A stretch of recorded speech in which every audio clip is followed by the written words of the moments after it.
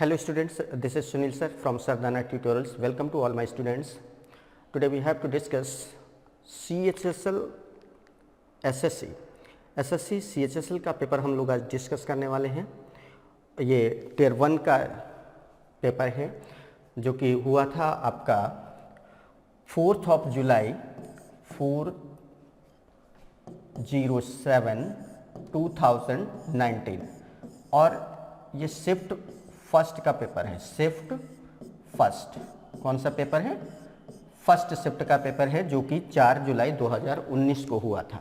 ठीक है, SSC CHSL का पेपर है टियर 1 का जो कि 4 जुलाई 2019 को हुआ था और जो इसकी शिफ्ट थी ये फर्स्ट शिफ्ट का पेपर है। तो चलिए हम लोग आज इस पेपर को डिस्कस करने वाले हैं।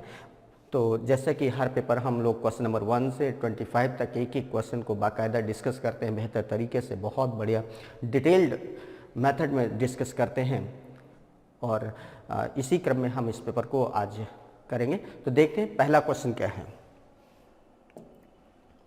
देखिए पहला क्वेश्चन क्या है, the average of n numbers is 36 if each of 75% of the numbers is increased by 6 and each of the remaining numbers is decreased by 9, then the new average of the numbers।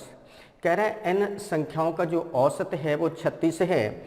यदि 75% संख्याओं में से प्रत्येक संख्या में से 6 जोड़ दिया जाए और शेष संख्याओं में से प्रत्येक में से 9 घटा दिया जाए तो संख्याओं का नया औसत क्या होगा। बहुत बढ़िया क्वेश्चन है बच्चों। देखिए टोटल नंबर्स कितनी हैं? n टोटल नंबर्स हैं, इनका 75% का मतलब बच्चों क्या होता है? आप सब जानते हैं 75% का मतलब होता है 3/4, है ना। मीन्स अगर n टोटल नंबर्स थी तो इसका 75% हम क्या बोलेंगे? 3n/4। इतनी नंबर्स हैं जो कि 6 बढ़ा दी गई हैं। अब इतनी नंबर्स 6 बढ़ा दी गई, बाकी अगर नंबर्स की बात करें तो बाकी नंबर्स क्या बचेंगी? इतनी नंबर्स को 6 बढ़ा दिया गया, 6 बढ़ा दिया गया, इंक्रीज कर दिया गया, है ना, इंक्रीज कर दिया गया। अगर इतनी नंबर्स हैं, हर नंबर को 6 इंक्रीज कर दिया गया तो बाकी नंबर्स क्या बचेंगे? n/4, है ना। n में से अगर 3n/4 हटा देंगे तो n/4। इन नंबर्स में से प्रत्येक नंबर को 9 क्या कर दिया गया? डिक्रीज कर दिया गया, घटा दिया गया, है ना, डिक्रीज कर दिया गया, कम कर दिया गया। तो देखो बच्चों इतनी नंबर्स हैं, हर नंबर को 6 इंक्रीज कर दिया तो टोटल इंक्रीमेंट कितना हो जाएगा? 3n/4 × 6 हो जाएगा। और इतनी नंबर्स को 9 कम कर दिया गया तो टोटल कमी कितनी हो जाएगी? यहाँ माइनस कर देंगे, n/4 × क्या हो जाएगा? 9, है ना। टोटल नंबर्स कितनी है इससे डिवाइड कर देंगे, मतलब ओवरऑल इफेक्ट कितना पड़ेगा। इसको सॉल्व करेंगे तो कितना हो जाएगा बच्चों? इसको जब सॉल्व करेंगे तो ये हो जाएगा आपका 6 3 × 18n/4, 18n/4 माइनस 9n/4 है। इसको अगर हम 9n/4 अपॉन क्या हो गया बच्चों? n, तो 18n माइनस 9n, तो 9n/4 अपॉन का क्या है बच्चों? n, है ना। तो n से n कैंसिल, मीन्स 9/4। 9/4 का मतलब क्या होगा? 4 2 × 8, 2.25। मतलब ओवरऑल जो बढ़ोतरी होगी वो कितना हो जाएगा? एवरेज में कितनी बढ़ोतरी हो जाएगी? 2.25। और पहले का एवरेज था कितना? 36। तो 36 पहले का एवरेज था, अब उसमें से 2.25 बढ़ गया तो नया जो एवरेज है, मीन्स न्यू एवरेज जो होगा बच्चों कितना हो जाएगा? न्यू एवरेज क्या हो जाएगा? न्यू एवरेज हो जाएगा 36 + 2.25 मीन्स 38.25 और 38.25 हमारा किस ऑप्शन में दिया? Option number C. तो इस तरीके से इस क्वेश्चन का जो आंसर होगा बच्चों वो क्या होगा? Option number C. ये था क्वेश्चन। फिर से समझ लो, नंबर्स हमारी कितनी थी? n, इसका 75% मतलब 3/4 मतलब 3n/4। इतनी नंबर्स ऐसी थी जिनको हमने 6 बढ़ाया था, तो बाकी बची होंगी नंबर्स n/4। इनमें से हर नंबर को 9 कम किया था, तो इतनी नंबर्स को 6 बढ़ाया तो टोटल बढ़ोतरी इतनी हुई। इतनी नंबर्स को 9 कम किया तो इतना टोटल कम हुआ। तो ओवरऑल इफेक्ट क्या आया? इतना प्लस का, इतना माइनस का। तो फाइनली इतना ही तो चेंज हुआ, और इतना जो चेंज आ रहा है वो कितनी नंबर्स पर आ रहा है? n नंबर्स पर। तो ऑन एवरेज अगर हम देखें तो हर नंबर पे कितना चेंज होगा 2.25 और प्लस का आ रहा है, इसका मतलब ये इतना बढ़ना है। तो पहले का एवरेज कितना था 36, उसमें से 2.25 बढ़ जाएगा तो नया जो एवरेज होगा बच्चों वो कितना हो जाएगा 38.25। इस तरीके से क्वेश्चन बहुत बढ़िया सा था और बहुत कम वर्किंग में, बहुत ज़्यादा वर्किंग नहीं है, बहुत आसानी से हम लोगों ने इस क्वेश्चन को क्या किया सॉल्व कर लिया। तो चलिए अब देख लेते हैं अपना नेक्स्ट क्वेश्चन क्या है। If x square minus 6x plus 1 equal 0, then the value of x की power 4 plus 1 upon x square divided by x square plus 1। देखो बच्चों दिया है x square minus 6x plus 1 equal क्या दिया है 0 दिया है। एक काम करते हैं, इसको हम लिख सकते हैं x स्क्वायर प्लस 1 इक्वल क्या हो जाएगा बच्चों, ये 6x हो जाएगा कि नहीं हो जाएगा। अब दोनों तरफ x से डिवाइड कर देंगे तो ये फाइनली क्या हो जाएगा x square upon x plus 1 upon X और 6x अपॉन एक्स करेंगे तो क्या हो जाएगा ये 6 बचेगा और यहाँ पर x से x कैंसिल हो जाएगा तो ये क्या बचेगा x प्लस 1 अपॉन एक्स की वैल्यू क्या आ गई 6। तो हमें एक चीज़ ये पता चल गई कि x प्लस 1 अपॉन एक्स की वैल्यू क्या आ रही है 6। बच्चों जो दिया था x square minus 6x plus 1 equal 0, इसको सॉल्व करके हम कहाँ पर ले आए, इसको सॉल्व करके हमें ये पता चल गया कि x प्लस 1 अपॉन एक्स की वैल्यू क्या आ रही है 6। अब देखिए एक काम करते हैं, अब स्क्वायर करते हैं, नहीं क्यूब कर देते हैं, है ना, क्योंकि यहाँ क्यूब का फॉर्म बन जाएगा। ये यहाँ पर अगर x कॉमन लेंगे तो ये x क्यूब बन जाएगा, यहाँ पे भी क्यूब बन जाएगा। तो इसका दोनों तरफ क्यूब कर देंगे तो ऑन क्यूबिंग बोथ साइड, दोनों तरफ क्यूब करने पर on cubing both side, on cubing both sides, दोनों तरफ क्यूब कर देंगे तो ये क्या बन जाएगा x प्लस 1 अपॉन एक्स का क्यूब इक्वल ये इधर हो जाएगा 6 का क्यूब। अब बच्चों फार्मूला बन जाएगा a प्लस बी का होल क्यूब क्या होता है, a क्यूब मतलब x cube plus b cube मतलब 1 upon X cube plus 3ab तो 3x इंटू 1 अपॉन एक्स और ब्रैकेट में a plus B means x plus 1 upon X equal 6 का क्यूब 216 हो गया। ये हो जाएगा बच्चों x cube plus 1 upon X cube, इधर x कैंसिल हो जाएगा और x प्लस 1 अपॉन एक्स की वैल्यू क्या आ रही है 6, तो 3 इंटू 6 कितना हो जाएगा 3 इंटू 6 इक्वल 216 हो गया।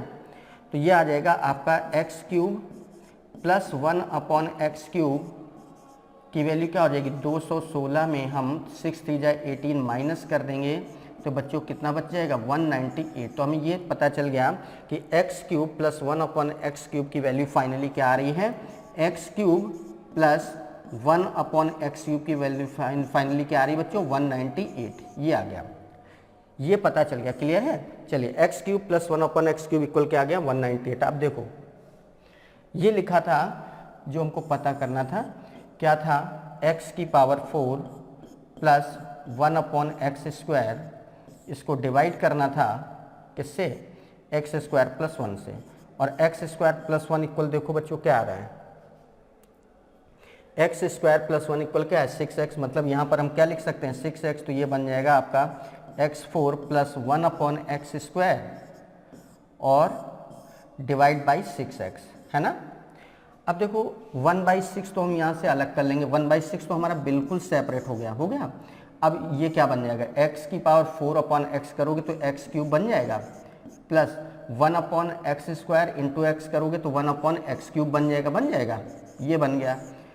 तो ये हो गया 1/6 into x cube plus 1 upon X cube की वैल्यू क्या आ रही 196 आ रही ना 198 आ गया। 6 से डिवाइड कर लो तो कितना आ जाएगा 6 3 जा 18, 1 6 3 जा 18 तो कितना आ गया 33। तो इस तरीके से इस क्वेश्चन का जो आंसर आएगा बच्चों क्या होगा 33, जो कि ऑप्शन नंबर बी में गिवन है, क्लियर है। तो इस तरीके से इस क्वेश्चन का जो आंसर आएगा वो ऑप्शन नंबर बी होगा। कैसे किया गया एक बार फिर से समझ लेते हैं। देखो बच्चों x square minus 6x plus 1 equal 0, तो हमने क्या किया एक्स स्क्वायर प्लस 1 एक साथ लिया, माइनस का 6x था इसको साइड में कर दिया तो एक्स स्क्वायर प्लस 1 इक्वल क्या हो गया 6x। फिर x से पूरे को डिवाइड कर दिया तो x प्लस 1 अपॉन एक्स की वैल्यू क्या आ गई 6 इसके बाद हमने दोनों तरफ क्यूब कर दिया, घन कर दिया, तो x प्लस 1/x का क्यूब इक्वल 6 का क्यूब। a प्लस बी का होल क्यूब क्या होता है, a cube plus B cube plus 3ab bracket में a प्लस बी, तो ये चीज़ आ गई इक्वल 216, 6 का क्यूब 216। तो x cube plus 1/x cube, इससे ये कैंसिल हो जाएगा, x से ये वाला x कैंसिल हो जाएगा, x प्लस 1/x की वैल्यू 6 है, तो 3 × 6 इक्वल 216। तो इससे x cube plus 1/x cube की वैल्यू क्या आ गई, 198। फिर जो हमसे पूछा गया था इसमें हमने क्या किया, x की power 4 plus 1/x square divided by x square plus 1, और एक्स स्क्वायर प्लस 1 की वैल्यू बच्चों देखो ये क्या लिखी है, 6x, तो इसकी जगह हमने क्या लिख दिया, 6x। अब ये 1/6 देखो बिल्कुल अलग से दिखाई पड़ा, तो 1/6 हमने अलग लिख लिया। अब अंदर क्या बचा होगा, x की power 4 plus 1/x square upon x, तो x की पावर 4/x करोगे तो x क्यूब आ जाएगा, plus 1/x square into x करोगे तो 1/x क्यूब आ जाएगा। तो फाइनली क्या बन गया, 1/6 x cube plus 1/x cube, 1/6, और इसकी वैल्यू पता है 198, तो 198 डिवाइडेड बाई 6 मीन्स 33। तो इस तरीके से इस क्वेश्चन का जो आंसर आएगा बच्चों कितना आ जाएगा, 33। क्लियर है ना।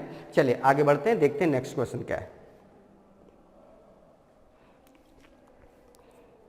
For theta being an acute angle, if cosec theta equal 1.25, then the value of 4 tan theta minus 5 cos theta upon sec theta plus 4 cot theta।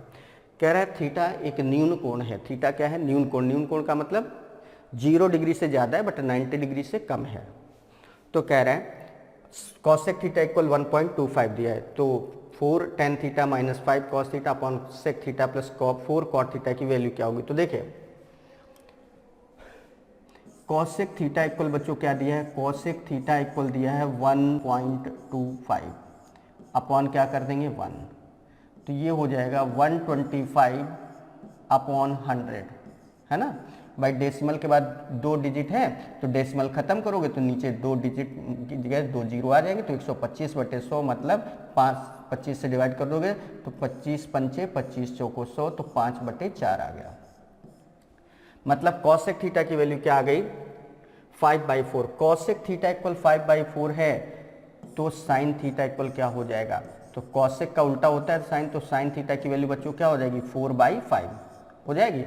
अब एक काम करते हैं, अगर हम एक राइट एंगल ट्रायंगल ऐसे बना लें तो साइन हमारा क्या होता है, अगर ये एंगल हमारा थीटा है तो साइन होता है लंब बटे कर्ण, मतलब परपेंडिकुलर अपन हाइपोटेन्यूज, तो परपेंडिकुलर क्या है 4 और हाइपोटेन्यूज क्या है 5। ये चीज़ 4 है ये 5 है, तो पाइथागोरस थ्योरम से ये चीज़ क्या आ जाएगी, √5 का स्क्वायर माइनस 4 का स्क्वायर हो जाएगा। कितना हो जाएगा, 25 माइनस 16 √9 मतलब 3। तो ये चीज़ हमारी क्या आ जाएगी, 3 आ जाएगी। अगर ये चीज़ हमारी 3 आ गई, ये 4 है ये 5 है, नाम लिख लो A B C, है ना। तो BC हमारा कितना आ चुका है, BC इक्वल आ चुका है 3, है ना। तो इससे देखो हमें किसकी किसकी वैल्यू की ज़रूरत पड़ेगी, tan थीटा। तो tan थीटा, tan क्या होता है, tan थीटा इक्वल होता है लंब बटे आधार। तो लंब बच्चों क्या है, लंब है 4, आधार क्या है 3 आ चुका है, तो ये आ जाएगा 4/3, है ना। और tan थीटा की वैल्यू अगर 4/3 है तो cot थीटा की वैल्यू, cot का उल्टा होता है tan, तो cot थीटा की वैल्यू क्या हो जाएगी 3/4, ये पता चल गया। फिर इसी तरीके से cos थीटा, cos क्या होता है, cos होता है आधार बटे कर्ण। आधार कितना है, ये 3 है, कर्ण कितना है 5, 3/5 3/5। तो cos का उल्टा sec होता है, तो sec थीटा की वैल्यू बच्चों क्या आ जाएगी 5/3। sec थीटा की वैल्यू क्या आ जाएगी 5/3। बस यही हमें वैल्यू चाहिए होंगी, इसकी वैल्यू रख दो। देन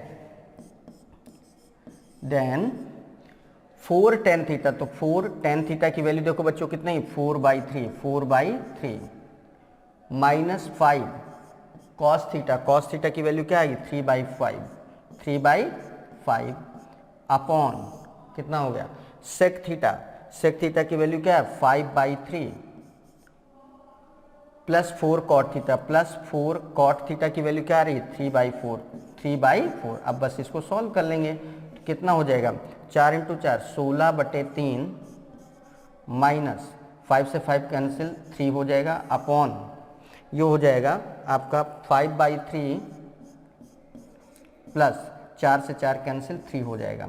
अब ये क्या हो जाएगा 16 माइनस 3 3 जा 9, 16 में से 9 घटाएंगे 7/3 अपॉन 3 त्रिका 9, 9 5 14, 14/3 14/3। अब 3 से बच्चों ये 3 कैंसिल हो जाएगा, 7/14 मीन्स क्या आ जाएगा 1/2, और 1/2 देखो किस ऑप्शन में दिया, ऑप्शन नंबर डी। तो इस तरीके से इस क्वेश्चन का आंसर क्या हो जाएगा, ऑप्शन नंबर डी। तो देखा आपने कितना खूबसूरत तरीके से इस क्वेश्चन को बच्चों हम लोगों ने सॉल्व किया, बहुत बहुत बेहतरीन क्वेश्चन था। एक बार फिर से देख लेते हैं।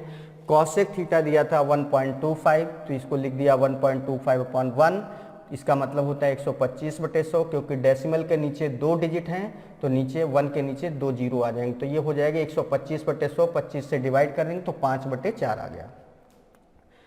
अब अगर कॉसेक थीटा की वैल्यू 5/4 है तो कॉसेक का उल्टा होता है साइन, तो साइन थीटा की वैल्यू 4/5 हो जाएगी। अब हमने एक राइट एंगल ट्रायंगल बना लिया, उसमें अगर ये एंगल थीटा है तो साइन क्या होता है, लंब बटे कर्ण। तो लंब है 4, मतलब परपेंडिकुलर है 4, और हाइपोटेन्यूस कितना है 5, तो ये 4 है, ये 5 है, तो पाइथागोरस थ्योरम से अंडर रूट ये बन जाएगा √5² माइनस 4² मीन्स सॉल्व करेंगे तो 3, तो ये चीज़ आ गई 3। अब ये पता है कि ये 3 है, ये 4 है, ये 5 है, तो इससे जो भी चाहिए tan थीटा इक्वल क्या हो जाएगा, लंब बटे आधार होता है, तो लंब कितना है 4, आधार कितना है 3, 4/3, और tan का उल्टा होता है कॉट, तो कॉट थीटा की वैल्यू 3/4 हो जाएगी। इसी तरीके से कॉस थीटा इक्वल क्या होता है, आधार बटे कर्ण, आधार है 3, कर्ण है 5, तो कॉस थीटा की वैल्यू 3/5, तो सेक थीटा कॉस का उल्टा होता है, तो 5/3। अब सबकी वैल्यू आ गई, तो जो भी पूछ रहा था सबकी वैल्यू रखकर न्यूमेरिकली संख्यात्मक रूप से इसको क्या कर लिया गया, बस कैलकुलेट कर लिया गया, और फाइनल कैलकुलेशन के बाद जो आंसर हमारा आया वो कितना आ गया 1/2। तो इस तरीके से बच्चों इस क्वेश्चन का जो आंसर आएगा वो कितना हो जाएगा 1/2। ठीक है ना। तो चलिए आगे बढ़ते हैं, देखते हैं next question. 3 articles are bought at ₹200 each. One of them is sold at a loss of 10%.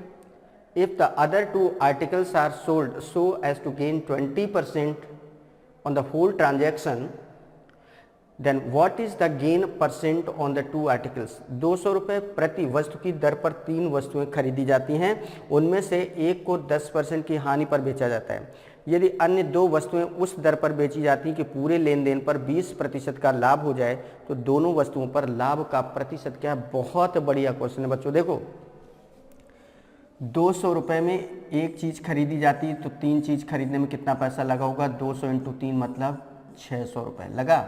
अब ओवरऑल देखिए यहाँ पर 20% प्रॉफिट की बात कर रहे हैं, कुल पर 20%, तो 600 रुपये खर्च किए, इस पर 20% का प्रॉफिट, तो 600 का 120% निकाल लेंगे। 20% प्रॉफिट का मतलब 120%, 120/100 कर दिया, तो कितना हो गया ये 720 रुपये आ गया।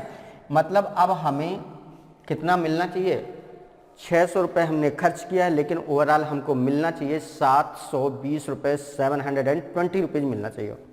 लेकिन कह रहा है उनमें से एक वस्तु को 10% की हानि पर बेचा था, तो एक वस्तु की कीमत थी कितनी 200, और 10% हानि पर बेचा, तो 200 का 10% बच्चों कितना होता है 20 रुपये। 20 रुपये का लॉस, 20 रुपीज़ लॉस पर बेचा है। 200 रुपीज़ की चीज़ को 20 रुपये के लॉस पर बेचा, इसका मतलब इसको बेचने पर कितना रुपया मिला होगा 180 रुपया। बच्चों 180 रुपया मिला है, 720 रुपये हमारे पास टोटल आने चाहिए थे, जिसमें से अभी तक आया कितना 180 रुपये। तो कितना और बचा, कितना बचा आने के लिए, रिमेनिंग कितना बचा होगा, रिमेनिंग बचा आपका 720 में 180 रुपये क्या कर दिए माइनस कर दिए, तो कितना हो गया 540 रुपये। मतलब 540 रुपये और आना चाहिए, 540 रुपये है ना। जबकि चीज़ें हमारे पास कितनी बची हैं 2, और 2 चीज़ें जो बची हैं उनकी कॉस्ट प्राइस क्या होगी, 200 में एक खरीदा था, तो 2 की कीमत कितनी होगी 200 × 2 मतलब 400 रुपये। बच्चों 400 रुपये हमने खर्च किया था, लेकिन अब हमें चाहिए कितना 540, तो कितने का प्रॉफिट चाहिए 140 रुपये का प्रॉफिट चाहिए, कितने पर 400 पर, है ना, क्योंकि 400 रुपये खर्च किए हैं और हमें चाहिए कितना 540, मतलब 140 रुपये का प्रॉफिट चाहिए, कितने पर 400 पर, इंटू क्या कर लेंगे 100, तो ये सॉल्व करेंगे तो कितना आ जाएगा 140 को 4 से डिवाइड करेंगे तो 35%। मतलब बाकी जो 2 चीज़ें बची उनको कितने % प्रॉफिट पर हमें बेचना होगा 35% के प्रॉफिट पर, और 35% का जो प्रॉफिट है वो कहाँ पर दिया है ऑप्शन नंबर सी में। तो इस तरीके से देखा आपने बच्चों कि इस क्वेश्चन का आंसर क्या आएगा, ऑप्शन नंबर सी था ना। बहुत अच्छा क्वेश्चन, बहुत बेहतरीन क्वेश्चन। एक बार फिर से समझने का प्रयास करते हैं। 200 रुपये के हिसाब से 3 चीज़ें खरीदी गई, मतलब कितना पैसा खर्च किया गया, 600 रुपये। 600 रुपये खर्च किया गया, लेकिन ओवरऑल कह रहा है कि 20% का प्रॉफिट चाहिए। तो 600 रुपये खर्च करने के बाद 20% ओवरऑल, मतलब 600 रुपये पर 20% का प्रॉफिट चाहिए। किसी भी चीज़ पे 20% का प्रॉफिट का मतलब होता है 120% वैल्यू हमें निकालनी है। तो 600 का 120% निकाला तो कितना है, 720। मतलब हमको चाहिए 720 रुपये, लेकिन कह रहा उनमें से एक चीज़ को हमने 10% के लॉस पर बेच दिया था। एक चीज़ की कीमत थी 200 रुपये, 10% लॉस पर बेचा, तो 200 का 10% मतलब 20 रुपये का लॉस हो गया। मतलब उस चीज़ को हमने कितना बेचा होगा, 180 रुपये। तो उस चीज़ को बेचने पर 180 रुपये तो हमें मिल गया। हमें टोटल मिलना चाहिए था 720 रुपया, जबकि अभी तक मिला कितना है, 180 रुपये। तो 720 में अगर 180 घटा दें तो 540 रुपये और चाहिए, लेकिन चीज़ें हमारे पास बची दो। उन दो चीज़ों की कॉस्ट प्राइस कितनी होगी, 200 इंटू 2, 400 रुपये। 400 रुपये खर्च किए थे, लेकिन अब हमें चाहिए कितना, दोनों को बेचकर 540 रुपये का, तभी तो हम ओवरऑल पे 20% का प्रॉफिट कमा पाएंगे। तो 400 रुपये खर्च करने के बाद हमको 540 रुपये चाहिए, मतलब 140 रुपये का प्रॉफिट चाहिए। कितने पर, 400 पर। इसको परसेंटेज में बदलने के लिए मल्टीप्लाइड बाई 100 कर लिया, सॉल्व किया तो कितना आ जाएगा, 35%। तो इस तरीके से इस क्वेश्चन का बच्चों आंसर क्या आ जाएगा, 35%। मीन्स बाकी जो वस्तुएं बची हैं उनको 35% पर हमें बेचना होगा, और यही क्वेश्चन में पूछा गया। तो दोनों वस्तुओं पर लाभ का प्रतिशत क्या है, तो आंसर क्या होगा, 35%। Got it. चलिए आगे बढ़ते हैं।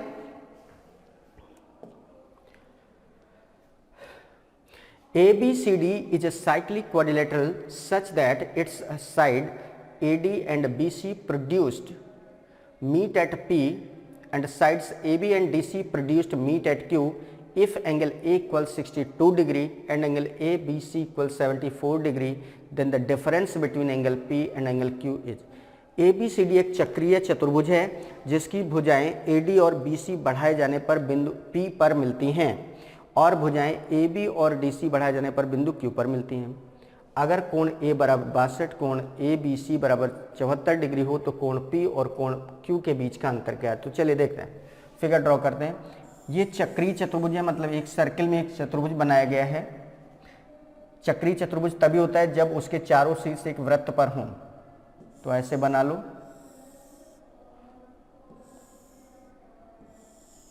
ऐसे बना लिया। ये पॉइंट है A, B, C और D। ये 4 पॉइंट है, चक्रीय चतुर्भुज है क्योंकि इसके चारों जो शीर्ष हैं वो वृत्त पर हैं। कह रहे AD और BC को बढ़ाए जाने पर, अब AD को बढ़ाओ और BC को बढ़ाओ। AD और BC को बढ़ाए जाने पर कहाँ पर मिलते हैं, बिंदु P पर मिलते हैं। तो AD को हमें बढ़ाना है और BC को बढ़ाना है, तो थोड़ा सा फिगर में चेंज करना पड़ेगा बच्चों। इस तरीके से इसको बना लेते हैं। ये ऐसे हैं, तो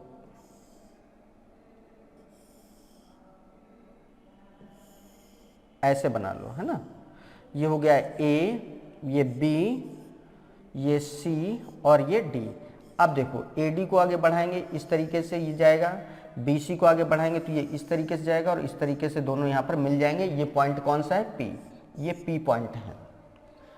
और भुजाएं AB और DC बढ़ाए जाने पर, अब कौन सा है, AB और DC को बढ़ाया गया है। AB और DC को बढ़ाया गया है ना। AB और DC को जब बढ़ाएंगे तो कहाँ पर मिलते हैं, बिंदु Q पर मिलते हैं। AB को ऐसे बढ़ाएंगे और DC को ऐसे बढ़ाएंगे तो ये इधर कहीं जाके इस तरीके से मिल जाएंगे। ये पॉइंट कौन सा है बच्चों, ये पॉइंट है Q। ठीक है।